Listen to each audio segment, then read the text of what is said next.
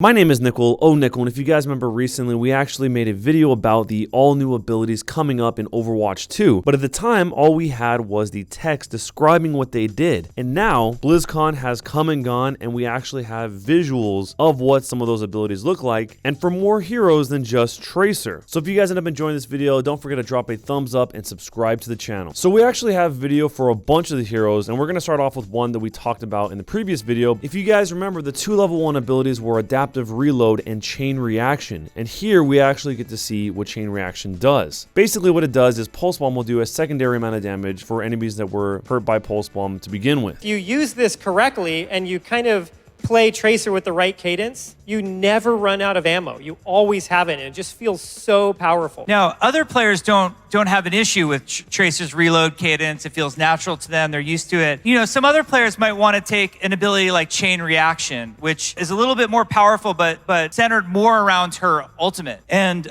this one, I think the video just shows it best, and it sort of speaks for itself. So we can check it out here in action. So yeah, that'd be fun. Imagine that in PvP. That would team kill. Yeah. 12,000 IQ. Obviously, we think that would be awesome. This next one is for Hanzo, and it's probably one of the cooler ones out of the whole batch. It's called Sojiro's Guidance, and essentially what this does is any of the enemies that are detected by Sonic Arrow will be hit by an arrow that kind of goes one by one and chases them all down. So you can probably use this in a situation where you wouldn't normally be able to hit them, or a situation where Sonic Arrow would be able to reach them, but you wouldn't be able to. Or if you're just going to do it fast enough, this would be a pretty effective way to use it. It kind of reminds me of that guy from Guardians of the Galaxy. Yondu, I think. He's the one that has that arrow that goes around and just takes people out one by one. And also, after we talk about all of these, let me know which one is your favorite down below in the comments. Yeah, this one is super exciting. So Any Hanzo mains out there? Yeah. Okay, so Jiro's Guidance. This is any arrow that hits an enemy detected by Sonic Arrow will seek and pierce all other detected enemies. I know it's kind of a mouthful, but you can see it in the video here. The talent speaks for itself. So, and this one is cool too because Sonic Arrow is useful in PvE, but nowhere to the degree that it is in the competitive side of the game. So this adds a lot of usefulness to it on the PvE side of the game. Yeah. This next one is for Reinhardt, and it's called Epicenter. Essentially what it does is it takes Reinhardt's Earth Shatter, and instead of it being in a cone shape, it goes in an entire circle. So it's like an entire radius of Earth Shatter. Obviously, all of these would be pretty OP in PvP, but in PvE, one of the jokes that the devs made was that the Omnic robots can't complain on the forums for you being too overpowered. So a lot of this stuff is meant to be that you're kind of overpowered, especially when you have hordes and hordes of enemies coming at you. So this is what that looks like. He basically slams down, and in every direction, it goes out instead of just the cone. This one is called Epic Enter. Did I say it wrong? No, that was perfect. Okay. Oh, Epicenter. Okay. I actually think what this one does is it makes a bicycle magically appear. Wow, and it did make a bicycle magically appear. So really fun for you, Reinhardt. Where does it come from? Where does it? I think it makes a robot transform into a bicycle. Mei actually has a couple of visuals here we get to show. And the first one, essentially what it does, and when she comes out of cryo freeze, instead of you being completely vulnerable, it freezes the enemies around you. So it kind of makes it so that cryo freeze is much more effective, especially in a situation where you know that they're just waiting for you to pop out of that cryo freeze. This one actually has a really good animation too, if you see how the ice comes out of the ground and everything, because I could have imagined this just being them just freezing without any real style to it, and it's still being effective. But I definitely like how this looks. The move, by the way, is called Cold Snap. If any of you are Mei players, you'll kind of, you'll know that like coming out of cryo freeze is kind of a scary moment where all the enemies are just kind of waiting there to blast you. And so this talent kind of takes care of that. Don't follow me.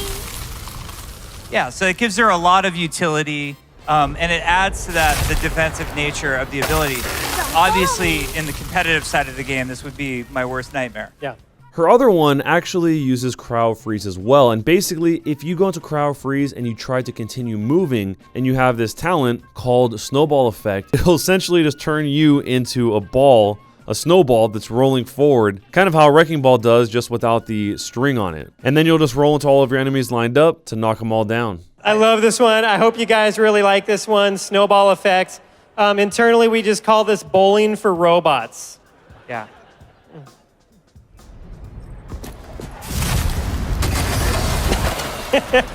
You can't let the hamster have all the fun. No. Yeah. Let's see it one more time. This one is for Genji, and this one is really interesting. The way it was introduced was kind of making a joke about doing Dragon Blade when there's nobody around. And this Genji talent is actually a way to use Dragon Blade at kind of a range, I guess you could say. Because when you slash, it creates a pretty big piercing projectile that comes from your Dragon Blade. So if you can dash to somebody and they're just about to die, and you can see them in your sights and you just can't get there in time, if you have this ability, you could take them out. It does seem pretty strong, and obviously, once again, this is for PvE. Actually gets to shoot out a projectile from his sword. So it gives a lot of extra ability. You know, you could really tune Genji to your playstyle and really adjust it. So two of Torbjorn's talents are right here, and one of them is something that allows it so that your turrets actually have flames coming out of them. It's called Flamethrower, and the other one is called My Babies. So Torbjorn can place up to 3 mini turrets instead of 1 regular turret. And in the example here, you can see 3 of the turrets spewing out flames onto the enemies. So one of the cool things is, like, imagine if we started to combine talents. Like, it's not like the heroes are just going to have one talent. They're going to have a bunch of talents they can pick from and create builds. Yeah, and so this is an example of 2 talents at the same time. The first one is Torbjorn turning his turret into a flamethrower rather than a minigun. And then the second turret allows him to place 3 mini turrets instead of 1 large turret. So this is the kind of combination we're really hoping to see out of the PvE side of the game. This poor last robot. Yeah, I he feel took it so all. bad for him. Just like a fire hose to the face. Okay, one more time. Aren't fire hoses water? Oh, the terrible analogy. I already said there's 365 degrees. I used the water hose analogy for the flamethrower. One of the things they mentioned throughout Overwatch 2's PvE is that they really want it to be replayable. At least that's the way it sounds. And it seems like these customizable talents and abilities are the way to make each of these experiences unique, so that your hero isn't exactly the same as your friend's hero when you're playing in these situations. So if you guys are wondering when Overwatch 2 is coming out and what platforms it'll be on, we actually do know what platforms it'll be on, but they didn't give a date of when it's coming out. This is what they said in regards to that. You're gonna play this game. No one ever asked. It's coming to, obviously, Battle.net on the PC platform, the Nintendo Switch, PlayStation 4, and Xbox One. So every single platform we support today will be supported for Overwatch 2. What's the date on this thing? I don't know. I have no idea. Like, just let us make it great. Like, that's what we care about more than anything. We don't have a date in mind. We are going to work so hard. Like, today is the most important day in Overwatch 2's development, because I feel like to this point, it's been just our small team. And today's the day that we bring you, the big team, into it. And what do you want out of the game? You're gonna all go, you're gonna play the demo, you're gonna post feedback, you're gonna talk to us here today. We wanna hear from you what needs to change, what features are we missing, what's gonna be cool, what isn't cool. So I don't have a date. No, and I mean, we love this game so much, and we just want you guys to love it too, the same way that we do. So we're probably gonna go dark. The team is focused on Overwatch 2. That doesn't mean we are leaving the live service behind. There are still some cool updates coming. We want to add new stuff. Now, I want to get this out there right away. We are not adding a new Archives event to Archives this year, because we are focused on Overwatch 2. We feel like that's the better storytelling experience. We are still going to run the Archives event, There will be new skins. There's going to be new cosmetic content. There are also other awesome features coming to the live game that we think you should be excited about. Coming very soon, you are going to get to select what you do when you are waiting for roll queue to kick in. So if you'd like to go to the training room, we're going to let you do that. If you would like to play a new deathmatch mode that we're adding just for waiting, you can play that. If you would like to go to custom game and or workshop and play whatever the hell you want, you can do that very soon. So there are lots of cool updates coming to the original game, but please bear with us while we focus on Overwatch 2. We want to make it amazing for all of you. So I'm definitely a fan of what they talked about at the very end there, being able to do all that stuff while you're waiting in queue. I think that's really cool. But from my understanding, it sounds like outside of cosmetic content and that whole being able to jump into queue while you're waiting for something, there probably isn't going to be as much content this year as there was last year, since in one of the interviews later on, he actually says that he has a feeling that we'll still be talking about Overwatch 2 by next BlizzCon. So that seems to imply that the game won't be out within the next year. And as you saw him say here, there's not going to be an Archives event this year, or at least not a new one. It's going to be the older ones. So it'll be an interesting year to see how this plays out for Overwatch. It sounds like it might be the last year of repeated events, where really the only thing we get this year are the cosmetics potentially. Because up to this point, Archives was kind of the last holdout for new seasonal content. I would say that I'm looking forward to all the updates leading up to Overwatch 2, but as you guys heard here, they're going to go dark for a while, really focusing on finishing Overwatch 2. So the last thing I want to show you guys and talk about in this video is the new game mode called Push. And I know a lot of people during the stream didn't really get how the game mode worked, and so I have a really good explanation here that I want to show you guys, and I want to know what you think about it. Is this a game mode that you're excited for? They said it's actually the first of the core game modes that they've added to the game since launch, and core meaning in terms of a game mode that's going to be in quick play and competitive. So in case you didn't understand how it works, based on the gameplay we captured at BlizzCon when I actually played this game mode, you can check this out as a pretty direct explanation. And if you don't know what gameplay I'm talking about, you can go back to the most recent video here on the channel. It was actually really tricky to make that work because, as you saw, I was on a totally different setup and there was a lot of technical issues. So if you do end up watching the gameplay, hopefully you enjoy it regardless. But here's what they had to say about that. Takes place in Toronto, Canada. Yes. The objective of Push is for both teams to escort a robot into enemy territory. The team that pushes it the furthest before time expires wins the match. That's the robot. Who is ready to push? I am! As you stand near the robot, it will start moving towards the enemy's base. Until May gets conked. Yeah, exactly.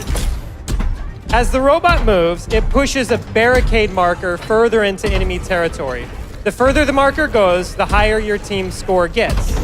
As it hits a checkpoint, your team will unlock a forward spawn This looks point. like a nice spot. He's a little itchy. Yeah, I love this guy. As he's pushing the barricade marker, the robot moves slower. Okay, other But direction. when he's not pushing the marker, he moves a lot faster. This allows teams to make up lost ground really quickly in the mode. Okay, so Moving the barricade. May needs to escort the robot further into enemy territory than Brigitte's team did. And if she can escort it all the way till the end of the map, it'll result in an instant victory for her and her team.